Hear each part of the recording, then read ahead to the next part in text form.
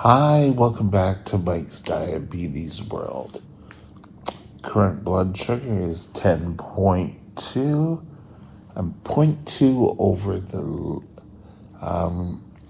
top point, and I'm going to take 20 units, or 20 grams of carbs a little bit later, and I'm going to be taking my insulin dose for the meal, so I may do a correction then.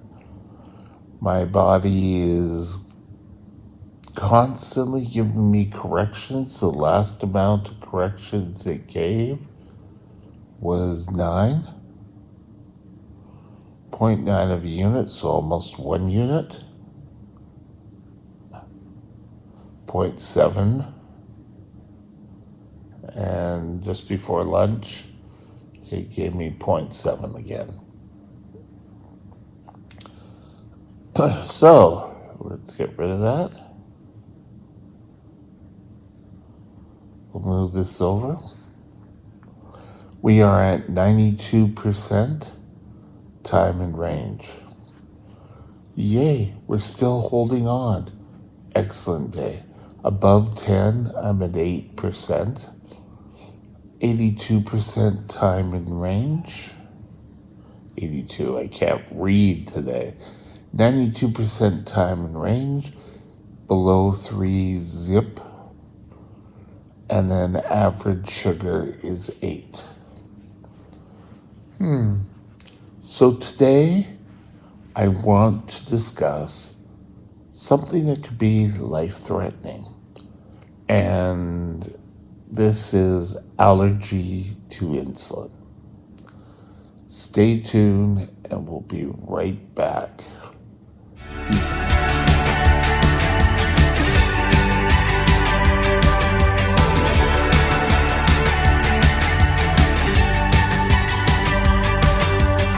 This channel is provided for informational purposes only. Contact your physician for any diagnostic or treatment plan. Okay, first of all, I'm going to give you the facts as much as I have learned so far. I am not an expert in this. I'm not an epidemiologist, and I'm not a medical doctor, don't hold a medical degree, but hopefully if you are interested or you are suffering, you can take the information and go search for yourself. Find your own medical solutions. Now, there is a clinic that takes care of this. And from 0.1 to 3% of diabetics suffer some form of allergy. Where the first is sort of like it makes you itchy, your throat can close till 4 when you're in full anaphylactic shock. Now, one of the videos I was doing was, I believe it was Jack's. It's a 2-hour podcast you can listen to. And they made a startling that there is a close correlation to area 4 allergy and type 1 diabetes, lupus, which kind of really just shocked me. Keeping your blood sugars under control requires one thing, and that is insulin. And if you're allergic to insulin, it's not like if you have type 2, where they could possibly treat you with other drugs. An allergy to life-threatening liquid is way too much. We have synthetic human-like insulins, which can help. I remember hearing more about allergies to insulin when I was first diagnosed, and the insulins were coming from pig and cow. Now it is synthetic human insulin, which means the insulin we inject now is grown in a lab, and then thus we can utilize it. I can't, with all my issues with diabetes I've had, I am so thankful that I don't have issues with insulin sensitivity, insulin allergies. Taking the insulin, I don't have allergic reaction. But you need insulin to live. Now, my question, and I'll have to take more of a look into this, is if you inject it through a central line, that wouldn't help. Because if you go into stage 4, that's anaphylactic and possibly death. So what do you do? It involves taking more drugs so your body doesn't react to the insulin. Where I just actually did a video talking about you could quickly just go do a blood sugar poof and you go on your merry way. Where these people would have to take these suppressant drugs and then do their insulin and hope and pray that their body doesn't respond. Because if their body responds, that's the way I'm talking allergically, is that a word? Then problems can persist. Never thought really too much about it because like from 0.1 to 3% is not a lot.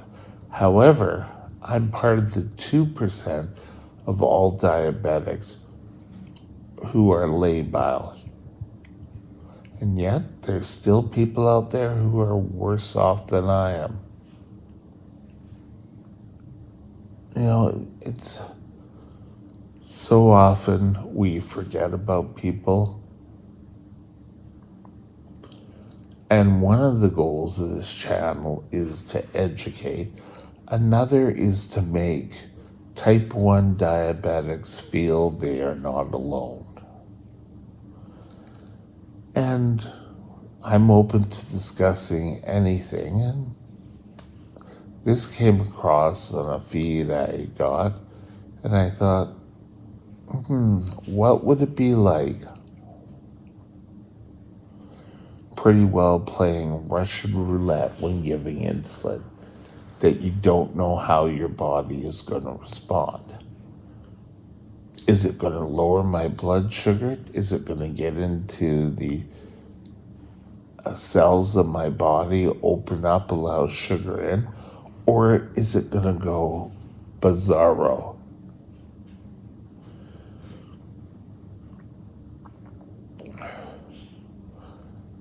My heart goes out to these people. I feel there is a way to combat that, thank God, to modern medicine. But having an allergy to insulin. Now, when I had all my problems with insulin, they thought I had some sort of sensitivity to the insulin. It was later debunked, and I'm so thankful. If it wasn't, I'd be on a whole other medical kit. I probably would have been in this place a hell of a lot earlier.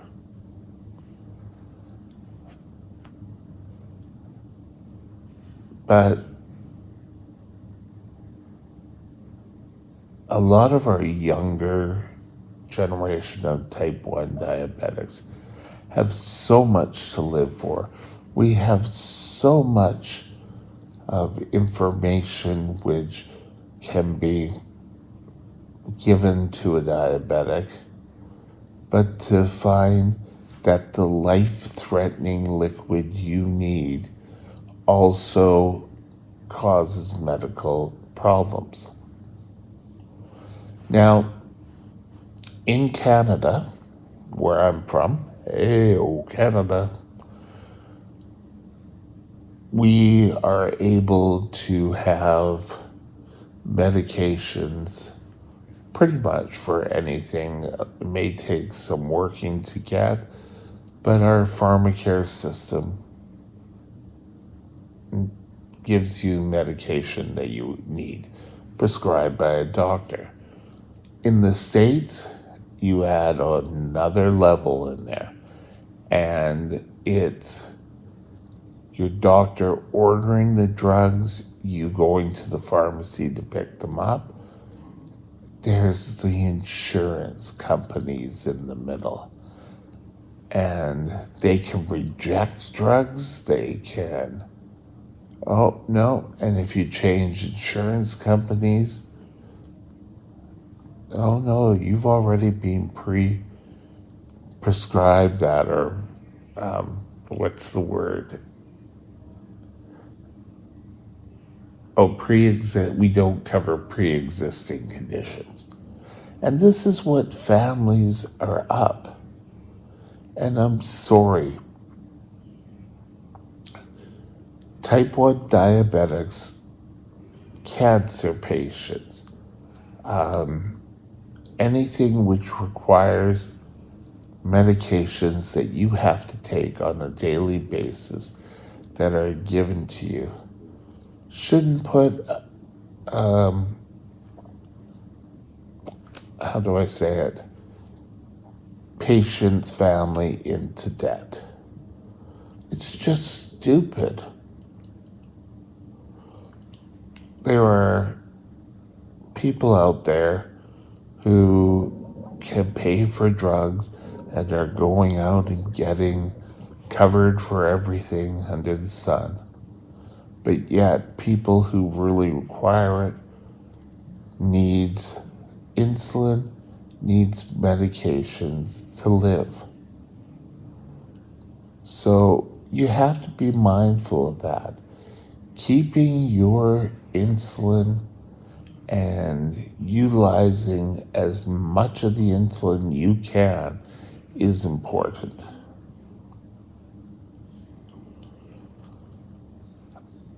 I can see why families go to Mexico or from the States come up to Canada, because they need the insulin and it costs a lot. And if you're allergic to insulin, they're going to try to get those drugs covered, and it could be problematic. So my best bet is be thankful that we don't have it, but for those who need more medication to take a life-threatening drug, it should be paid for. Pure and simple. Because if it isn't, people die. And it all seems to be big business that gets into, it keeps shadowing. Big business that keeps getting in people's way. But insulin sensitivity can be fought if you feel you are getting into some sort of insulin sensitivity. Speak it over with your endocrinologist. They are the best ones to fight. If you don't have an endocrinologist, speak with your GP about getting an endo. And with that, we're We're going to call it a day. Have a great day, and we'll talk later. Bye now. My email is mikesdiabetesworld@gmail.com. mikesdiabetesworld@gmail.com.